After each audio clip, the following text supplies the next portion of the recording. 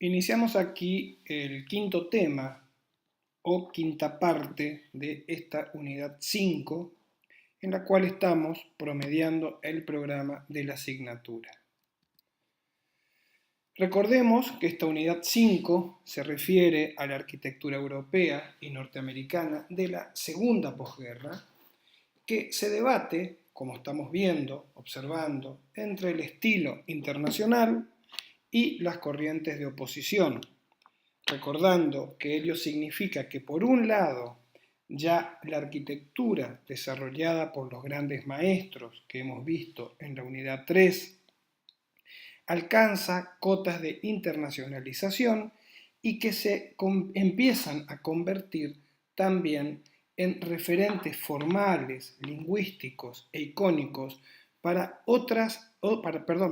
desarrollos arquitectónicos, no solamente en sus propios contextos sociales y culturales, sino que empiezan también a ser considerados como alternativas, en tal sentido,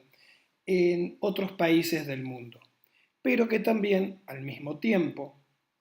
aparecen otros arquitectos que, sin dejar de lado, por supuesto, los principios o las experiencias ya desarrolladas en el contexto de la modernidad, empiezan a desarrollar también una visión diferente, dado que, sobre todo, pertenecen a otra generación de arquitectos más jóvenes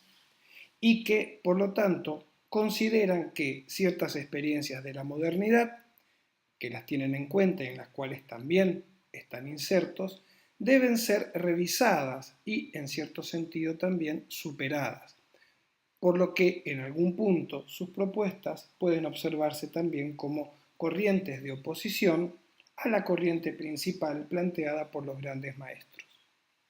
Es así, por ejemplo, que nosotros hasta acá hemos visto las obras de Le Corbusier y de Mies van der Rohe en esta misma unidad como continuación en parte de las experiencias que vienen desarrollando desde la década del 20, más allá, por supuesto, de los ajustes y distanciamientos que ellos mismos plantean respecto a las sensibilidades de la primera mitad del siglo XX. Alvar Aalto, en tal sentido, también opera y vamos a ver ahora en esta parte 5 a Frank Lloyd Wright como sin duda el más decano de todos estos grandes maestros, el de mayor edad y el de más trayectoria, que va a encontrar precisamente ya en la década del 50 no solamente la realización de sus últimas obras, sino una revisión crítica de su propia obra a lo largo de más de 50 años, y por eso nosotros vamos a denominar a lo que vamos a observar en esta parte, la obra de Frank Lloyd Wright de la segunda posguerra, la denominamos persistencia organicista y autoconciencia crítica. ¿Por qué persistencia organicista? Porque los principios desarrollados por Wright desde el inicio de su carrera, más allá de las formalizaciones finales que adopten estas obras o de los principios o herramientas de diseño que el mismo puede ir experimentando, el principio básico del organicismo en su arquitectura, o sea, de la interrelación recíproca de distintas partes colaborativas entre sí, para generar un todo, una especie de obra de arte total, sigue estando presente. Pero también, ya a esta altura, después de 50 años de desarrollo profesional, encontramos que en Wright existe lo que denominamos nosotros una autoconciencia crítica. ¿Qué significa eso? Que Wright va revisando su propia obra desarrollada durante 5 décadas, de la cual va tomando elementos, experiencias, desarrollos que posiblemente quedaron inconclusos o que vuelven a latir de una determinada y nueva manera décadas después, revisándolos y reutilizándolos de manera crítica, o sea, no copiando su propia obra, sino retomando desarrollos y dándole un nuevo sentido en otro momento. o sea, autoconsciente de su propio desarrollo de tanto tiempo, pero crítico, o sea, observándolo bajo una nueva luz y que por lo tanto nuevos usos a esas herramientas de diseño se dan en un nuevo contexto y con nuevos resultados. Es así que, como observamos acá a la izquierda, tenemos a un Frank Lloyd Wright acá en esta foto, una de las últimas que fue tomado en vida, ya en 1959, en plena construcción del edificio más icónico que va a tener lugar en esta fase final de su vida, que es el que vemos a la derecha, que es el Museo Guggenheim de la ciudad de Nueva York. Un Wright de ya casi 90 años, con un enorme desarrollo y una enorme trayectoria sobre sus espaldas, que por entonces ya era considerado una especie de mito viviente de la arquitectura del siglo XX,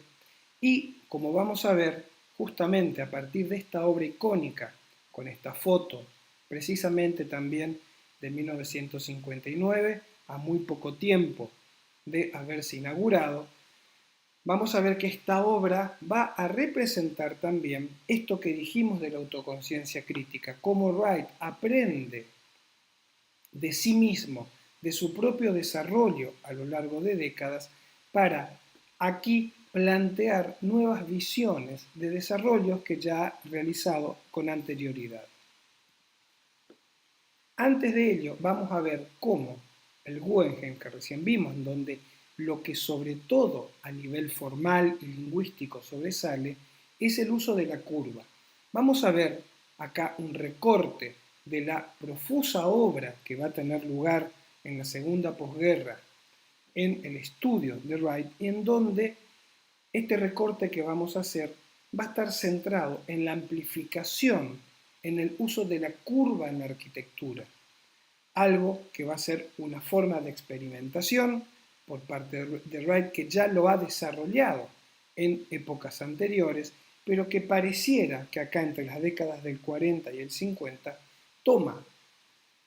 un nuevo impulso, un nuevo desarrollo, nuevas experimentaciones, aplicado a obras de distintas escalas y en donde la curva no solo es, como podemos observar en esta primera obra del año 43, que es la segunda casa desarrollada para la familia Jacobs, la curva ocupa la totalidad de la formalización de la obra, sino que también la curva, transformada también en círculos, se transforma en la trama organizativa inicial para estos desarrollos. Es así que aquí observamos cómo hacia 1943, ubiquémonos exactamente promediando el siglo, todavía en Estados Unidos, mejor dicho, Estados Unidos acababa de entrar como país dentro de los ejércitos aliados en la Segunda Guerra, y en donde los esfuerzos económicos e industriales del país están puestos en tal sentido. Es así que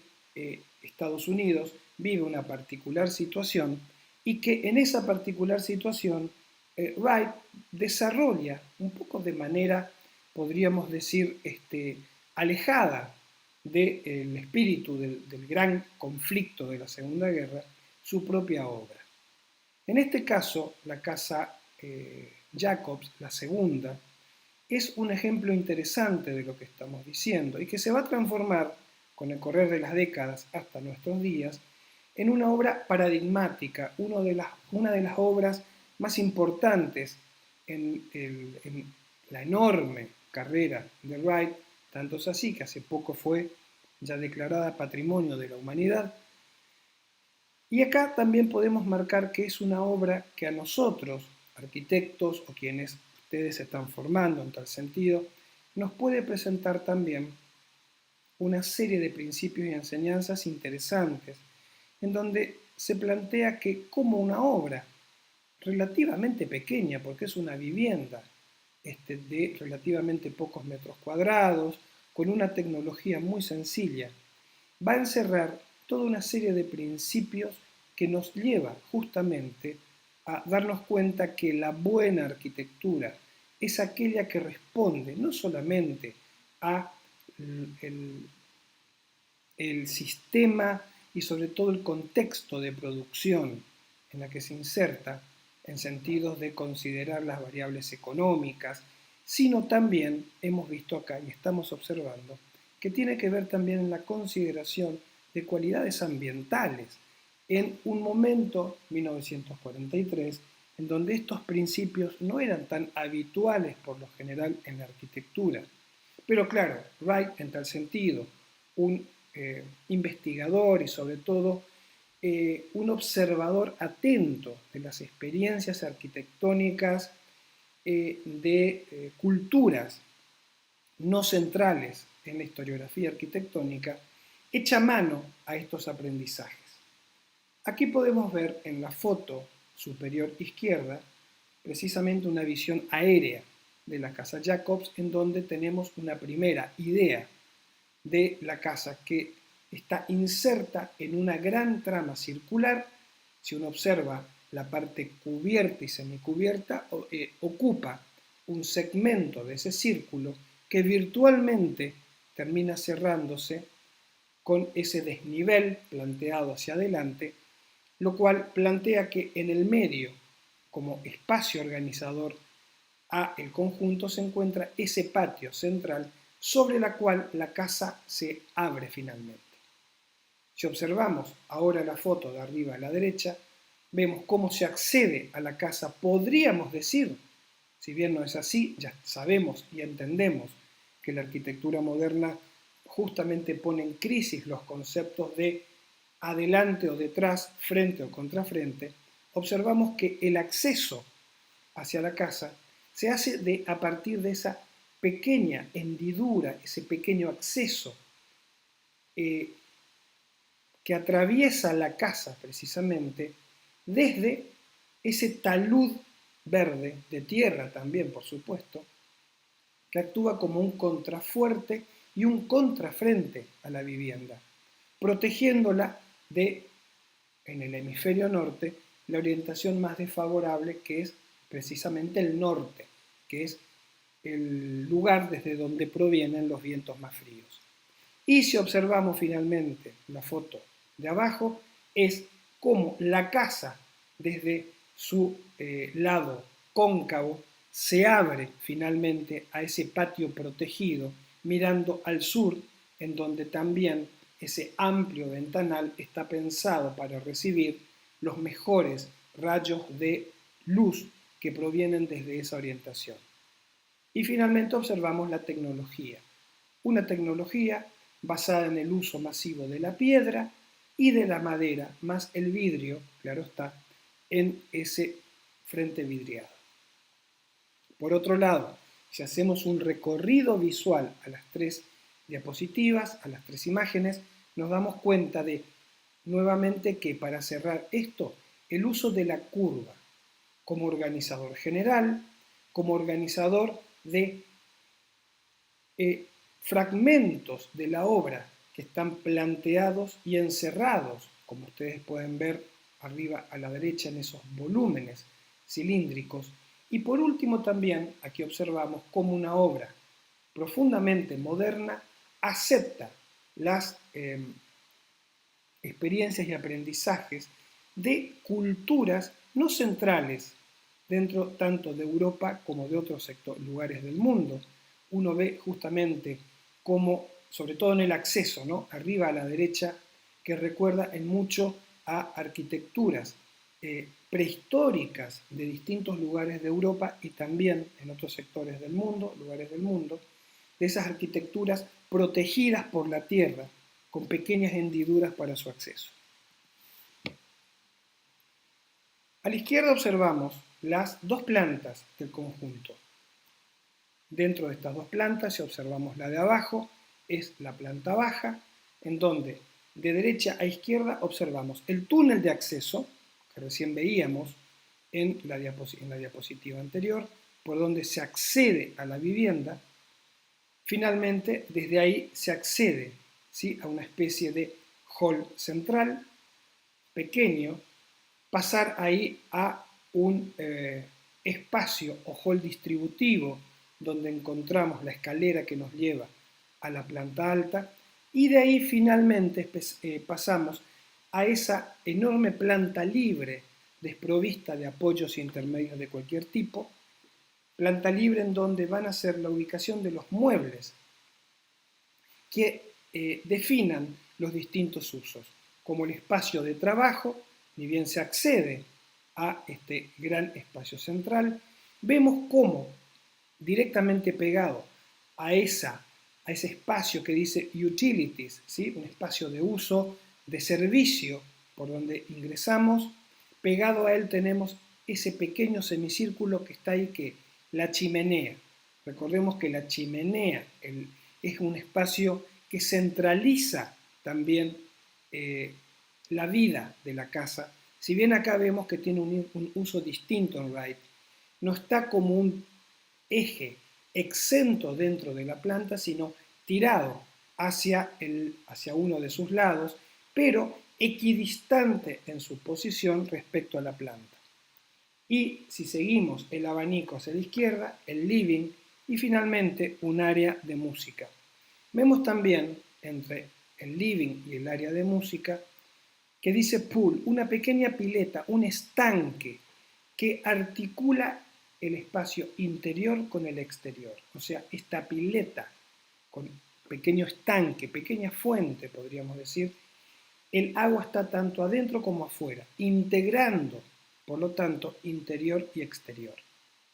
Vemos cómo en esa misma planta es totalmente vidriada hacia el patio central, que es el lado cóncavo, mientras que su lado convexo, observamos con esa sucesión de rayitas en el dibujo, es precisamente donde se encuentra el talud de tierra protector de la vivienda. Y si vemos en la planta superior del segundo piso, la escalera por donde accedimos, esas utility, nos lleva a un baño común, ¿sí? Y también desde ahí la distribución de las distintas habitaciones que balconean,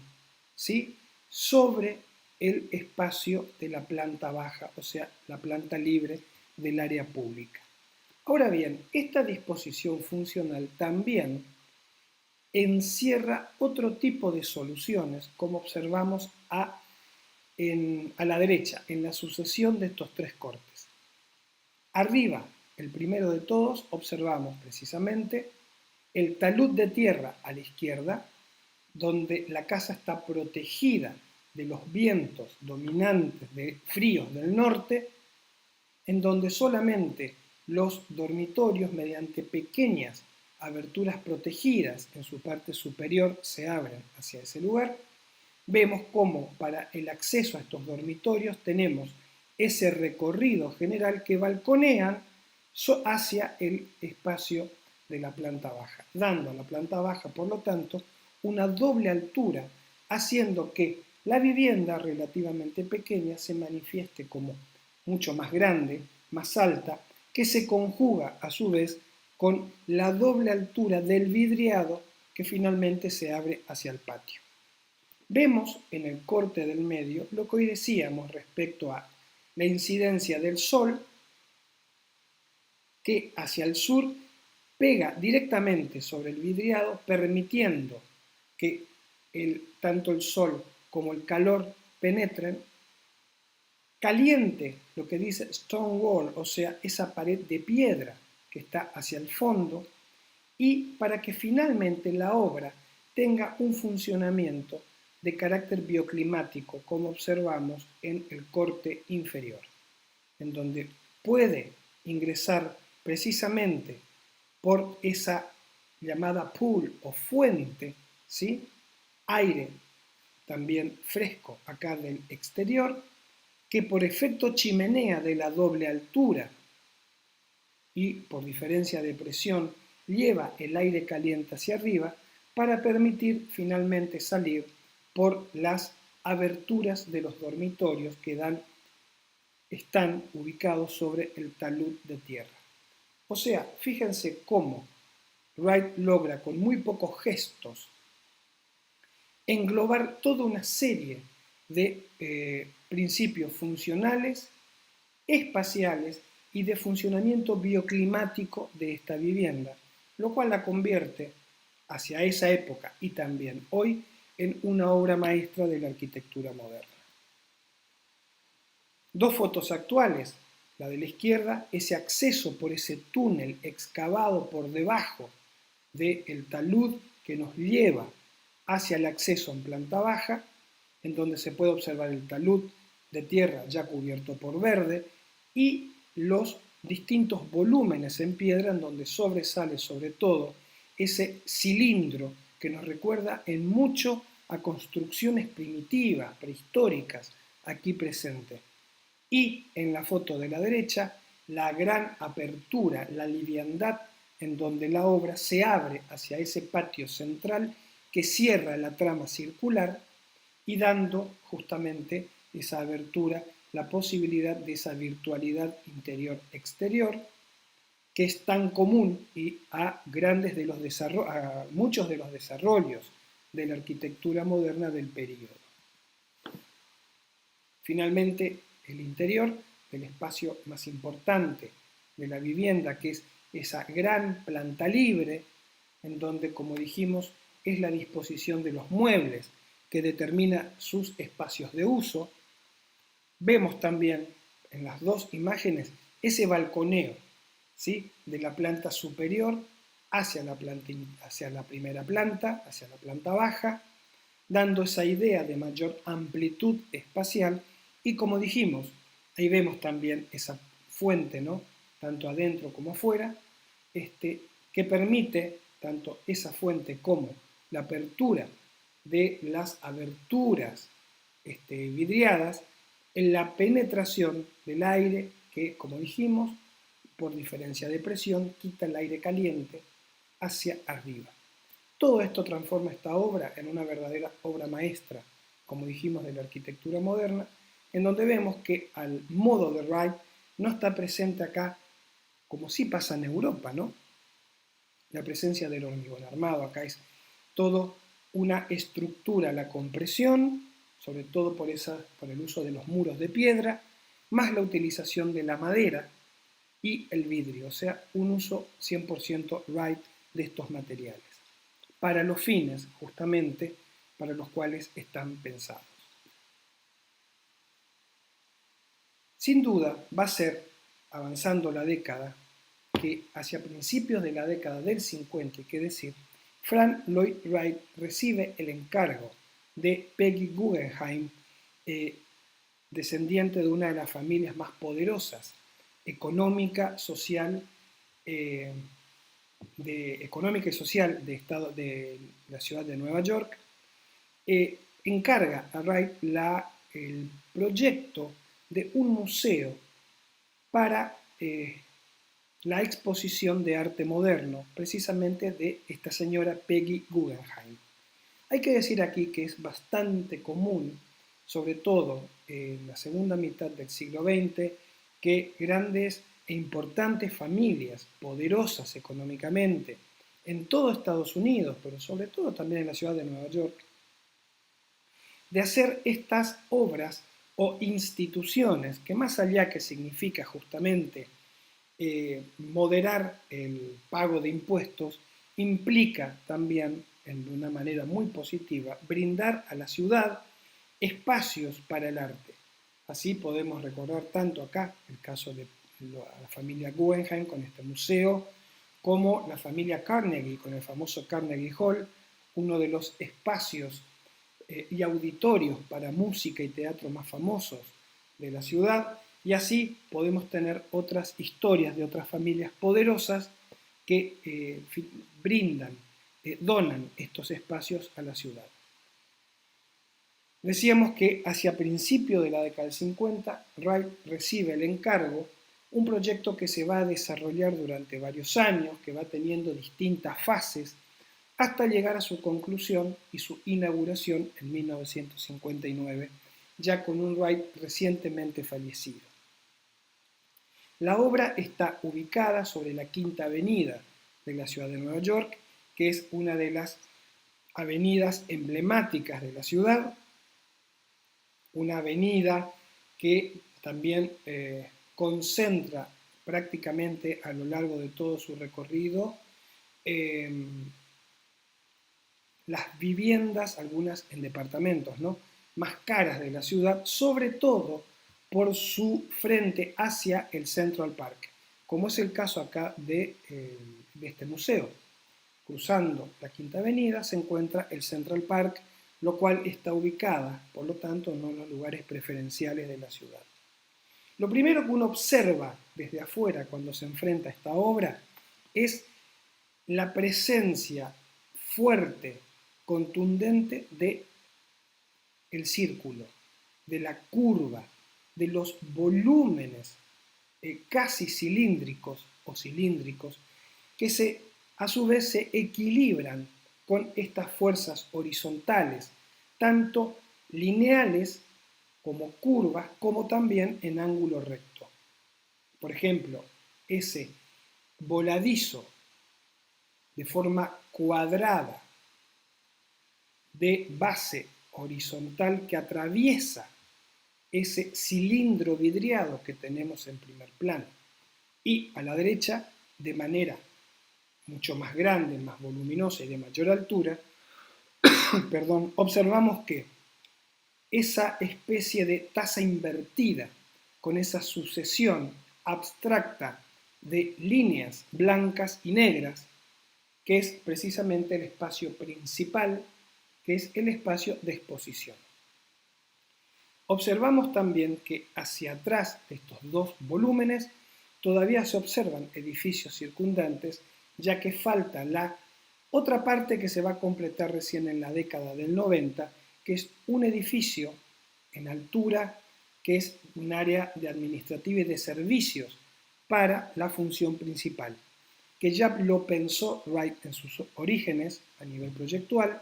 pero que se va a terminar configurando 4 décadas más adelante, que es precisamente lo que observamos en la foto de la derecha. Nuevamente a la izquierda, la foto que recién veíamos, 1959,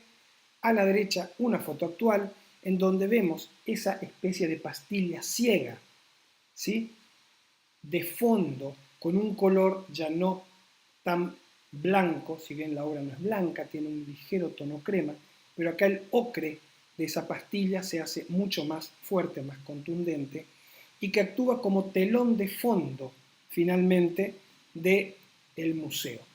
Fue polémica esta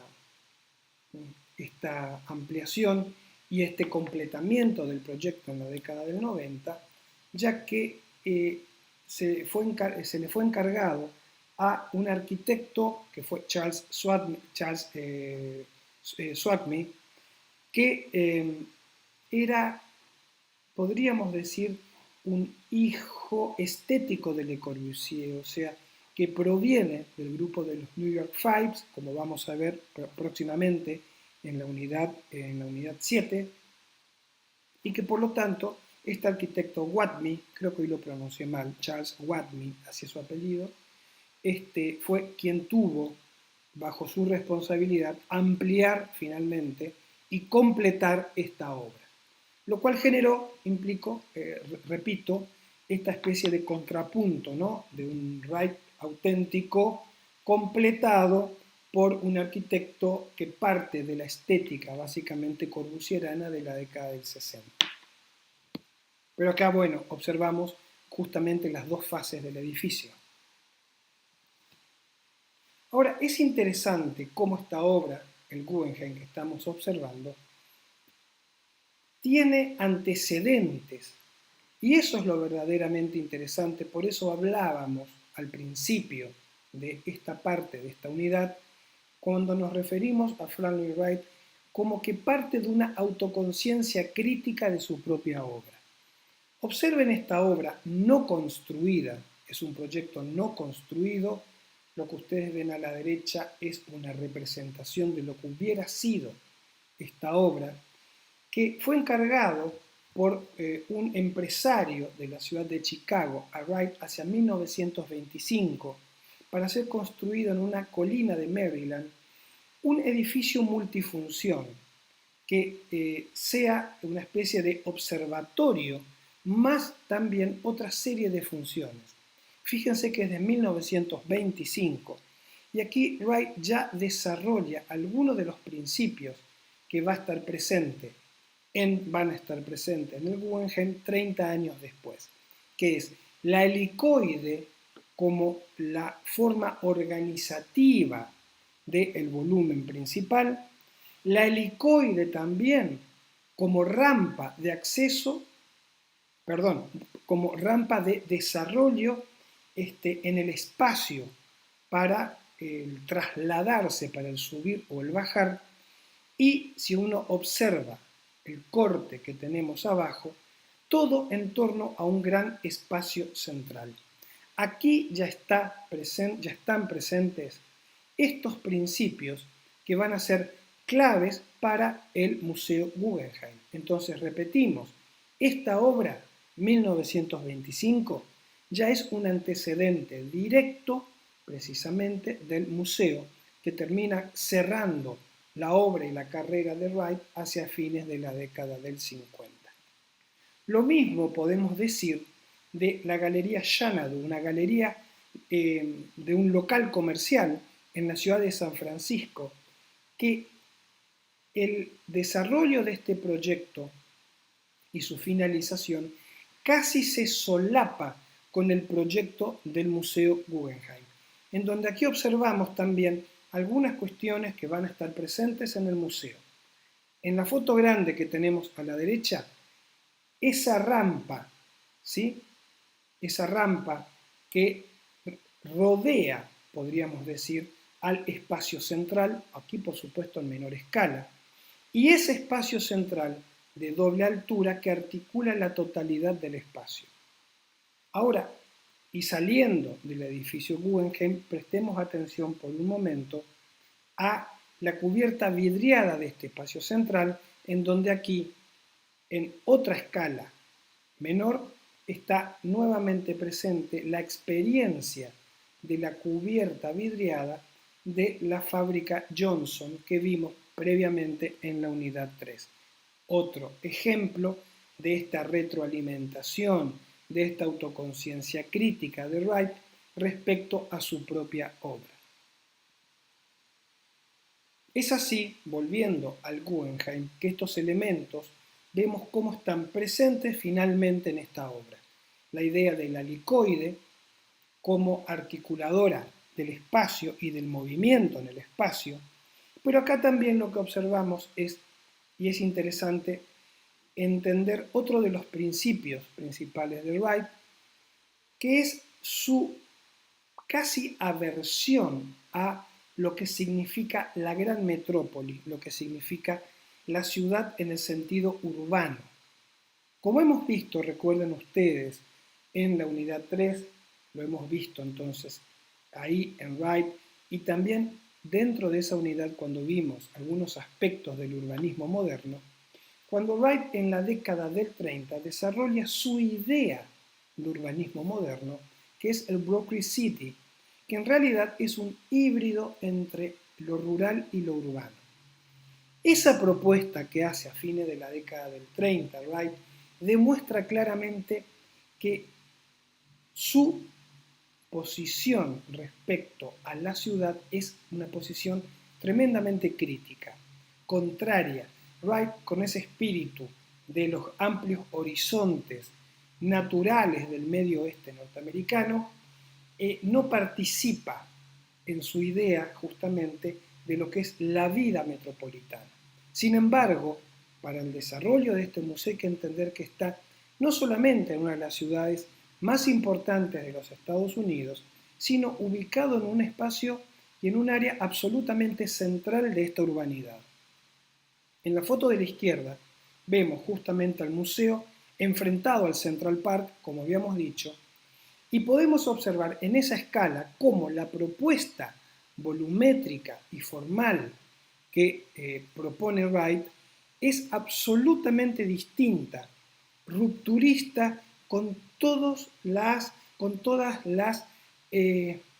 ofertas formales que tenemos alrededor, en donde los edificios, como podemos ver, siempre parten un poco de la lógica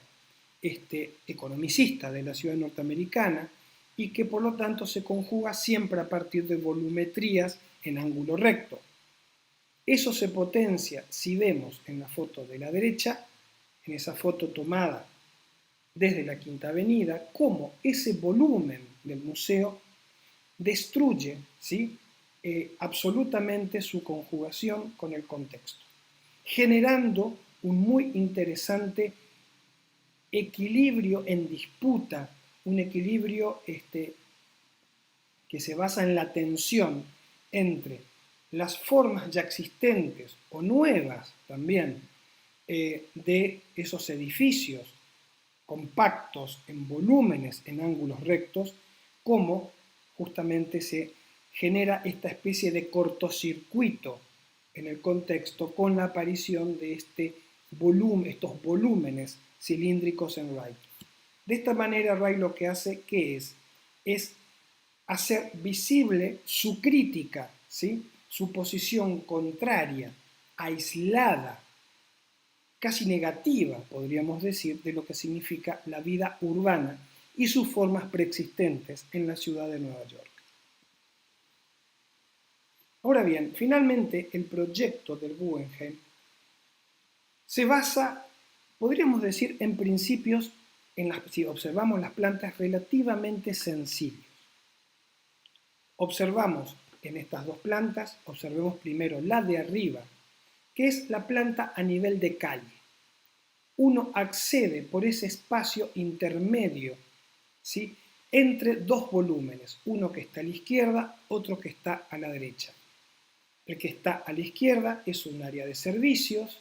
es un área donde está la boletería, un área también para distintos usos que hoy también se usa como el shop, ¿sí?, como la venta de artículos o souvenirs del museo, y a la derecha encontramos ese otro círculo mayor que es el acceso a nivel de planta baja de la gran sala expositiva. A partir de ahí se desarrollan hacia atrás toda otra serie de espacios en donde aparecen, contraponiéndose a esta trama circular, tramas triangulares y otras de carácter mucho más racional que encierran diversos espacios de uso. Esa trama triangular, claramente visible hacia la izquierda del círculo mayor, es la escalera que atraviesa la totalidad de los pisos del museo. Y hacia atrás, en la medida que nos alejamos, encontramos otras áreas de servicio o usos internos de apoyatura a la función principal. Ahora bien, si observamos la planta, que acá la observamos en la parte inferior de la diapositiva, es una planta, en este caso del segundo nivel, que articula los dos volúmenes, ¿sí? El volumen principal o el círculo mayor a la derecha es de las galerías. En ese nivel la galería expositiva, alrededor nuevamente los espacios de apoyo y cómo se conectan mediante un área de oficinas y un paso hacia el área de servicio que también tenemos en ese pequeño volumen cilíndrico que observamos a la izquierda. Si observamos ahora el corte que tenemos a la derecha, tenemos la planta invertida, ¿sí?, el volumen más grande cilíndrico hacia la izquierda. En ese corte observamos toda la altura completa, ¿sí?, de los 5 pisos que tiene el museo, y a la derecha observamos ese volumen de servicios. En este primer corte que observamos también que el remate del volumen principal que atraviesa todos los pisos es un volumen vidriado donde tenemos luz cenital, y fíjense que está pensado en este croquis hecho por el propio estudio de Wright, la posibilidad de las visuales desde los distintos pisos que articulan justamente la posibilidad, más allá si uno está en el primero, segundo, tercero, cuarto o quinto piso, la posibilidad de tener una visión absoluta del conjunto en cuanto a ese espacio, central de esta helicoide.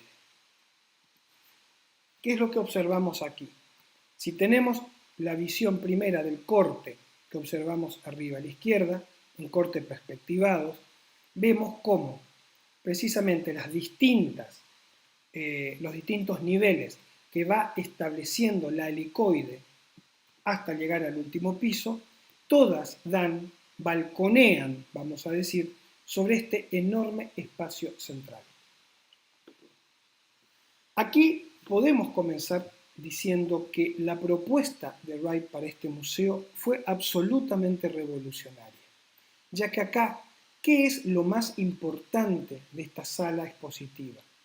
No es precisamente la superficie que se da a las áreas expositivas, precisamente, sino este enorme vacío central. Aquí podríamos decir que prácticamente lo que hace Wright es convertir al museo en su propia obra de arte. O, dicho de otra manera, la obra de arte es el museo en sí. O sea, arquitectura y arte acá están fusionados, dando finalmente este espacio central, entendiéndose como obra de arte, como una enorme escultura horadada en el espacio, que se potencia casi por este espacio místico catedralicio, con ese acceso magnífico de luz cenital que atraviesa todos los niveles, bañando de luz a todo el espacio. Si uno observa la foto de la izquierda, abajo tenemos el acceso, ¿sí? Si uno ve abajo a la izquierda, el típico corralito, ¿sí? Marcado para la fila de acceso. Más a la derecha, porque es una foto tomada con ojo de pez, está distorsionada, más a la derecha vemos en esa fuente de luz, en esa vidriera, es ya hacia la calle justamente desde donde se accedió, y el enorme espacio central. Ahora bien, esto llevó esta visión y esta propuesta revolucionaria por parte de Wright hacia lo que es un espacio expositivo promediando el siglo XX, a plantear una serie de desafíos y conflictos, tanto en el campo de la arquitectura, pero sobre todo en el campo del arte.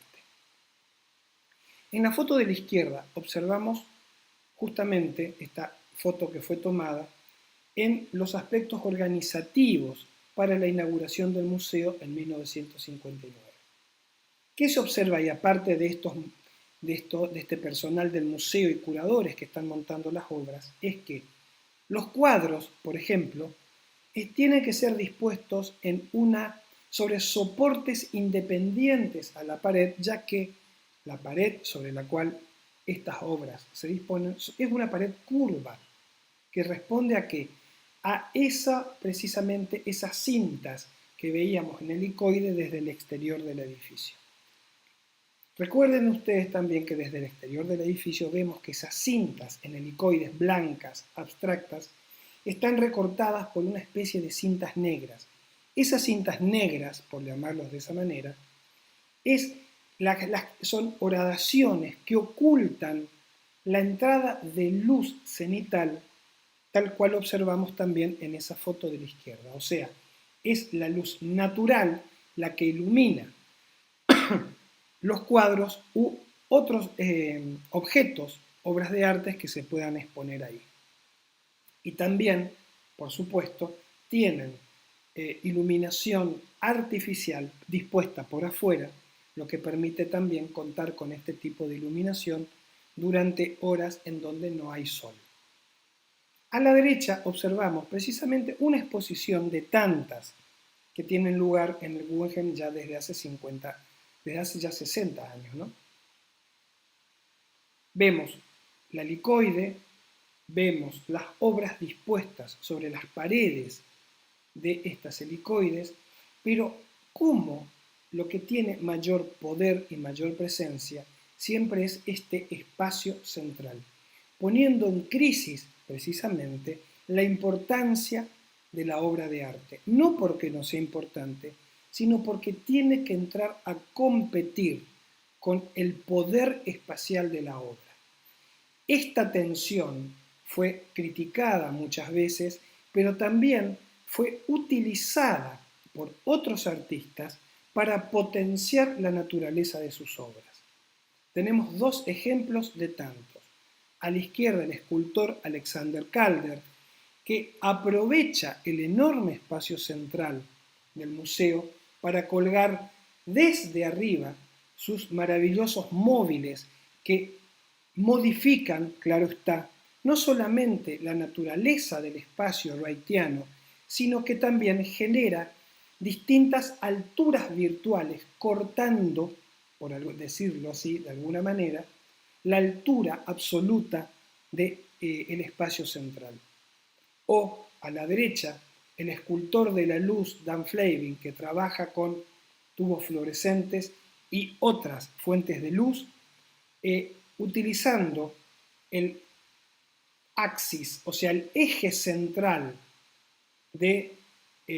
espacio central del museo para articular esa enorme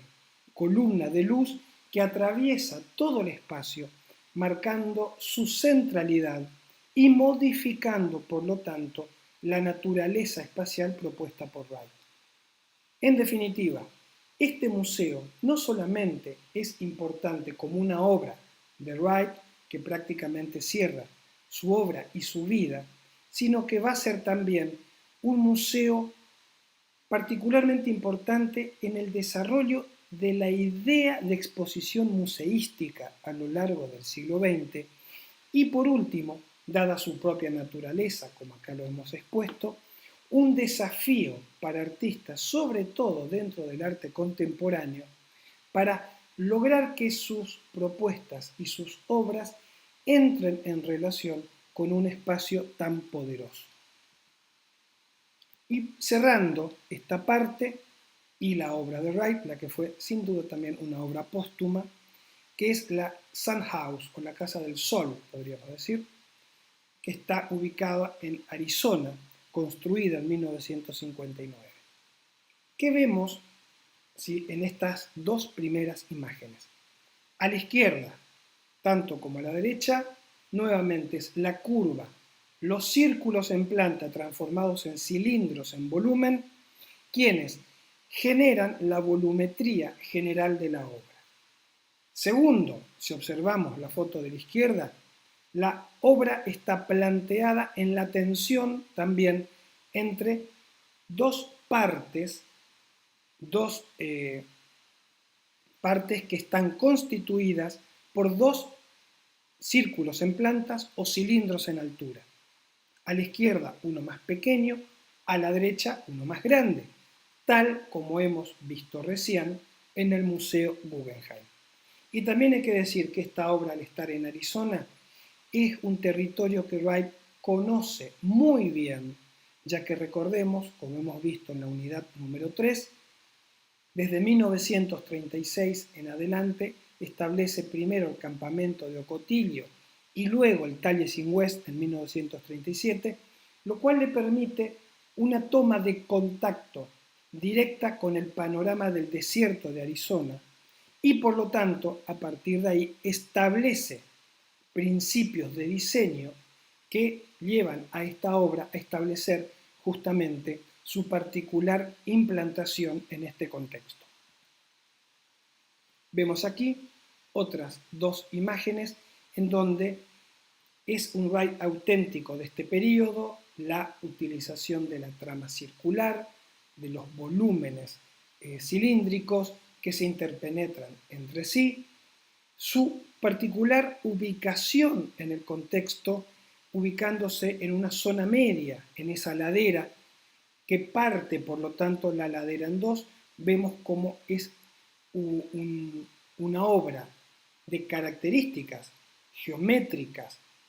culturales, inserta en el paisaje entre dos alturas, lo cual articula el paisaje justamente en ese sentido. Es así entonces que finalizamos esta parte 5 de la unidad 5, en donde hemos visto la obra de Frank Lloyd Wright en su etapa final, que tiene que ver con la segunda posguerra.